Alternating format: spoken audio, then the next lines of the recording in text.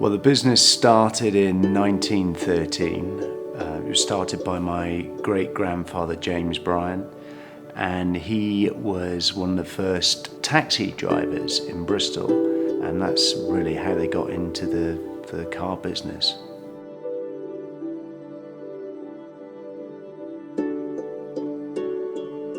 We were one of the first Ford dealers in the UK, and by the time I joined the business years later, we'd been in the car business for 90 years.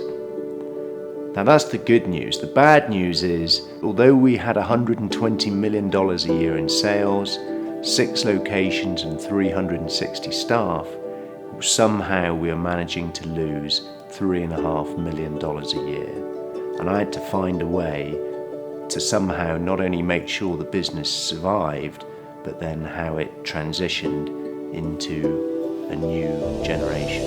I remember at 28 years old, driving into work, sweaty palms on the steering wheel, churning in my stomach. Basically, I was terrified because I was now running the business.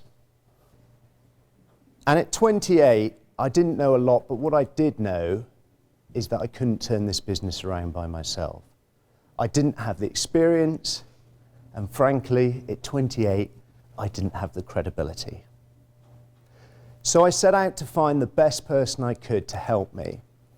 I remember shaking hands with him as he came in.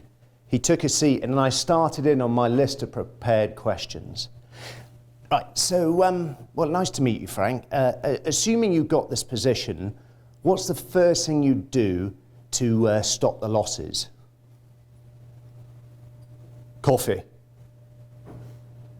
I quite like coffee. Coffee? Aye, if we do get to work together, you find out I drink an unhealthy amount of coffee. In fact, a few years ago, I got the shakes, so I gave it up. And then I realised I was still shaking. I thought, oh, might as well enjoy it. Right, I'll get us some coffee then, Frank.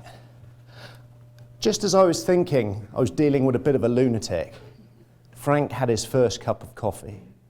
The caffeine kicked into his system, and he then gave me a brilliant step-by-step plan of what he was going to do, not only to stop the losses, but to put the business back on a track to success. It was an absolute masterclass. At the end of it, we shook hands once more, and as Frank was leaving, he looked at me and he said, "Richard, I realise I'm expensive for a business of this size, but I'll promise you one thing, I'll get the job done." And with that, he was gone. And I remember standing there in my office, and I had this sort of wave of optimism sweeping through my body, because I realised I'd found my man. And I knew that with Frank by my side, I had a glimmer of hope in saving this business. And so what I want to talk to you about today is what I learned from Frank. But I've got to give you a bit of a warning up front, is none of this stuff is rocket science. Or as Britney Spears famously said, none of this stuff is rocket surgery. Thank you, Britney. What I love about Richard's presentation is the fact that no matter your position in any organization, whether you're the leader, whether you're a team member, whether you're working with a nonprofit or your family, you take something away and you learn about yourself and others in the process.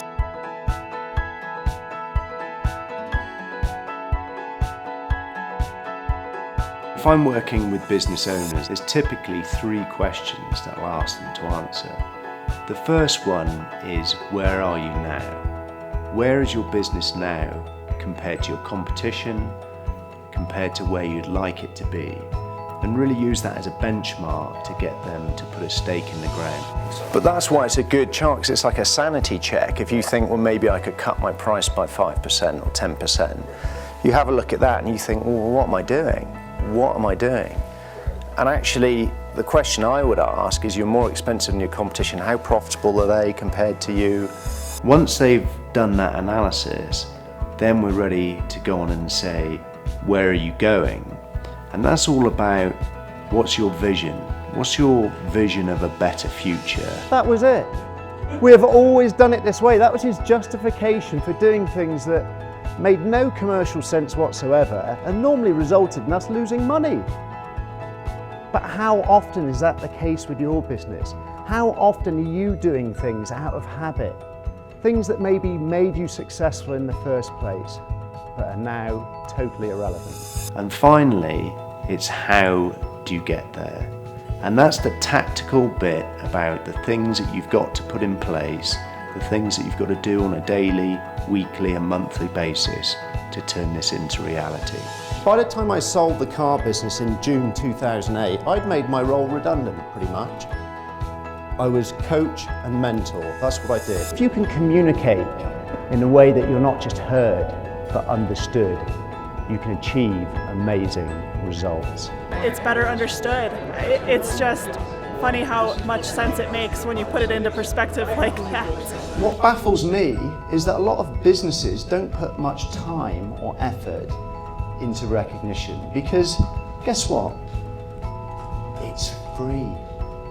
It doesn't cost you anything other than a bit of time and a bit of thought. We're all business people and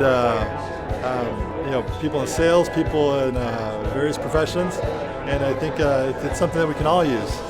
I know for a fact that some of my A players, Louise included, were regularly offered jobs and regularly offered jobs at more money. And I strongly believe the reason they stayed is because we had a vision, we had a purpose, but more than anything, we had some fun.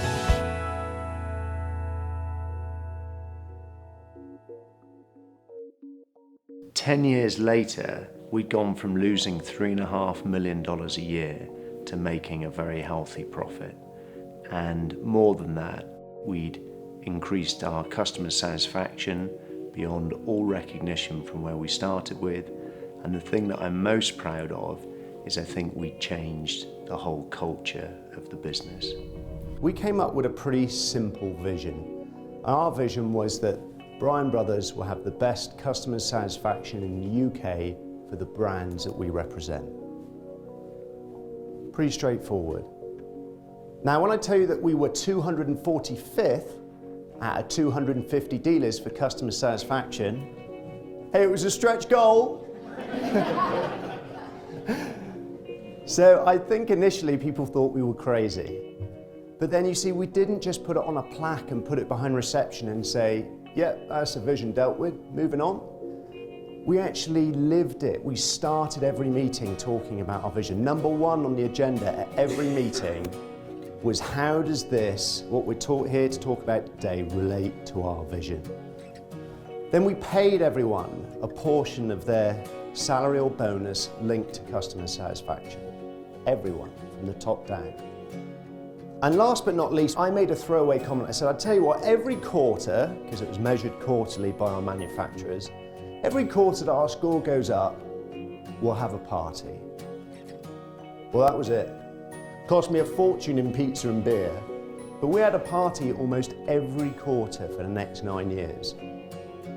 And the unintended consequence of that was that we got a terrific amount of bonding out of it and some amazing ideas. Because you see, when you're suddenly, as the boss, you've got a pizza in one hand and a beer in the other, and you're no longer wearing a jacket and tie, do you think that makes you more approachable? That sort of event where we got everyone together and brainstormed how we can do little things better made a huge difference, because like any business, the obvious things we'd already done. You know, it's the old saying about if you want to improve your business 100%, you've got to find 101%. And that's the name of the game when you're trying to move the needle, is to find those little tweaks, those little things that make the difference. And if you can start getting the ideas coming from the bottom up, so much the better. But as an owner, you're the only one that can really set the direction. Frank's challenge to me was to make your job redundant on a day-to-day basis. And the strangest thing when you make that transition is that you have lots of space in your calendar that you didn't have before. And that's the most common feedback I hear is, wow, I actually sit in my office now and look at my calendar. I'm not faced with appointment after appointment.